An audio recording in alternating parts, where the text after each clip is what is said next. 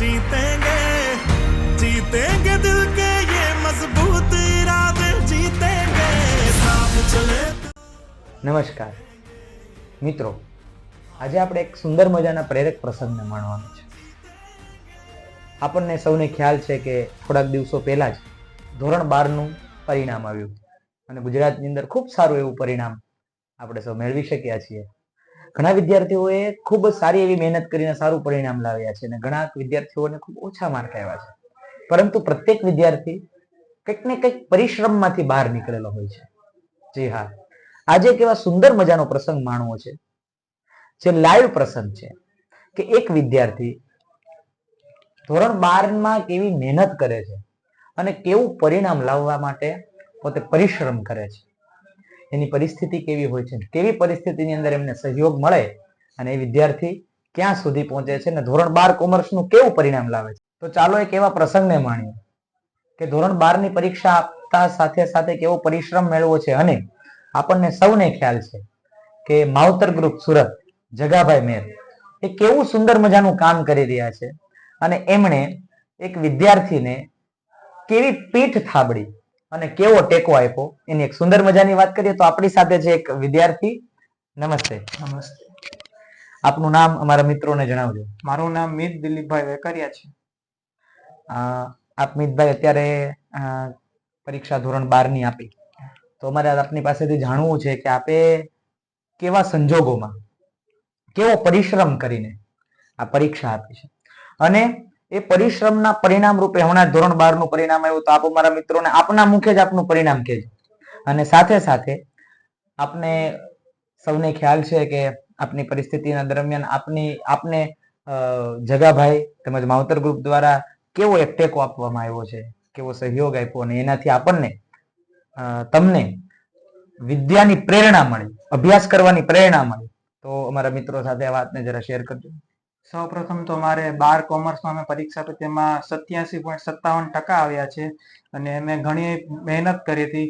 રાત્રે મોડી રાત સુધી વાંચતો, સવારે વહેલો વાંચતો અને સ્કૂલ તરફથી મળી છે અને અમારા સર તરફથી પણ ઘણી એવો સપોર્ટ મળ્યો છે મને. તેના કારણે હું અહીંયા સુધી પહોંચ્યો છું. આપે ખાસ વાત કરી તો આપની થોડીક ઘરની પરિસ્થિતિ એવી રહી કે જગાભાઈ આપ સુધી પહોંચી શક્યા. અમારી સાથે પણ ઘણા એવા મિત્રો છે કે જે પોતાના ઘરના પરિસ્થિતિના કારણે શિક્ષણથી વંચિત રહી જાય છે. તો આપની પરિસ્થિતિ અને એમાં પણ માવતર ગ્રુપે શું આપને સહયોગ કર્યો એની પણ થોડીક વાત અમારા મિત્રોને જણાવજો. જગાભાઈ મેર અને માવતર ગ્રુપે મને ઘણો એવો સપોર્ટ કર્યો છે ભણવા બાબતે. હવે તેમણે કહ્યું છે કે તારે જ્યાં સુધી ભણવું છે ભણ, પૂરેપૂરો ખર્ચો હવે માવતર ગ્રુપ ઉઠાવવા માટે તૈયાર છે. આપનો પરિશ્રમ ખાસ ઘણીવાર એવું હોય કે ઘરની પરિસ્થિતિ નબળી હોય તો એમ થાય કે હવે ભણવું કેમ, તો એવી પરિસ્થિતિમાં તમે તમારો હોસલો અને તમારું આમ કહેવાય ને ડેડિકેશન કેવું રાખ્યું એ જરા જણાવજો ને. મને અમારા શાળાના સર તરફથી મને એવો સપોર્ટ મળ્યો હતો કે તેણે કીધું હતું કે ગમે એ થાય આપણે 12માના બધાને દેખાડી જ દેવાનું છે કે આપણે શું કરી શકીએ છીએ. એટલા માટે મેં હિંમત ન હારીને આ મુકામ સુધી પહોંચ્યો છું. તો હવે મારા મિત્રોને જણાવજો કે આપની ઘરની પરિસ્થિતિ નબળી પ્લસ આપને સહયોગ મળ્યો તો આપ ધોરણ 12નું કેવું પરિણામ લાવ્યા છો મારા મિત્રોને જણાવો. હું ધોરણ 12નું A2 ગ્રેડ 87.57% લાવ્યો છું. હવે મિતભાઈ આપને આગળ વિદ્યાભ્યાસ શેમાં કરવો છે? મારે આગળ BCA માં મારી કારકિર્દી બનાવી છે, કોમ્પ્યુટરમાં બધું. અને મારે તમારી પાસેથી અંતિમ એક વાત જાણવી છે કે જગાભાઈ અને માવતર ગ્રુપે આપને સહયોગ કર્યો, આપને અંતરની લાગણી કેવી થઈ? અંતરની લાગણી તો ઘણું સારી થઈ.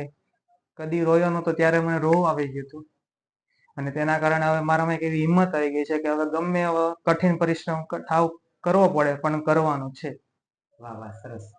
અને અમારી સાથે જે મિત્રો છે એને પણ આપ એક સંદેશ આપી દો કે ગમે એવી પરિસ્થિતિમાં મૂંઝાવાનું નહીં. માવતર ગ્રુપ સાથે છે, તેની સાથે સાથે ઘણા એવા પરિબળો સાથે છે જે આપને શિક્ષણ લેવા માટે કટિબદ્ધ છે અને તમારી સાથે ડગલાથી ડગલું માંડવા માટે તૈયાર છે. તો એકવાર આપ પણ મારા મિત્રોને આ એક સંદેશ આપી દો જેથી બીજા એવા કેટલાય વિદ્યાર્થીઓ છે જે અભ્યાસથી વંચિત ન રહી જાય, જે મન ખોલીને વાત કરી શકે. કોઈ પણ ગમે તેવી પરિસ્થિતિ હોય પણ કદી પણ તેમાં હિંમત હારી ન જોઈએ. એવી કઈ વાત હોતી નથી કે જેનો ફેસલો હોય નહીં. એટલે દરેક લોકોએ પોતાની અંદરથી ખોલીને માવતર ગ્રુપનો કોન્ટેક્ટ કરો અને તેઓ તમારી સેવા પણ કરશે.